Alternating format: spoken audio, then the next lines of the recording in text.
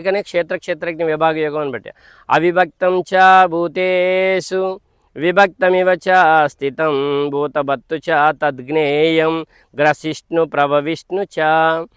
పరమాత్మ ఆకాశం వలె విభజించుటకు వీలు లేని ఒకే రూపమున పరిపూర్ణమై ఉన్నను సమస్త చరాచర ప్రాణుల రూపములలో వేరు వేరుగా గోచరించుచుండును. అర్థమవుతుందా?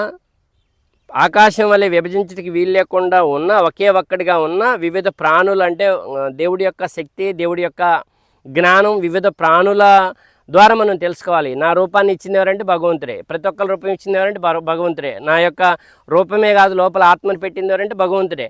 అంటే ప్రతి జీవిని సృష్టిలో దేన్ని చూసినా భగవంతుడు గుర్తు రావాలి, వేరు వేరు రూపముగా గోచరించుచుండును అన్నాడు. ఆయన శక్తి, ఆయన జ్ఞానం గోచరిస్తుంది, ఆయన రూపం ఆకాశాలపైనే ఉంది. అయితే ఆ పరమాత్మయే సృష్టికర్త అయిన బ్రహ్మగా, పోషకుడైన విష్ణువుగా, లయకారుడైన రుద్రునిగా తెలుసుకొనదగిన వాడు. పోషకుడు ఆయనే, సృష్టికర్త ఆయనే. అర్థమవుతుందా? మళ్ళీ మరణం ఇచ్చి లయం చేసేది, మట్టిలో కలిపేసి మళ్ళీ పరలోకానికి తీసుకుపోది కూడా ఆయనే. ఆయన గుణనామాలు. అంతేగాని వేరు కాదు, ముగ్గురు కాదు. ముగ్గురు ఒకే ఒక్కడికి 3 లక్షణాలు ఉన్నాయి.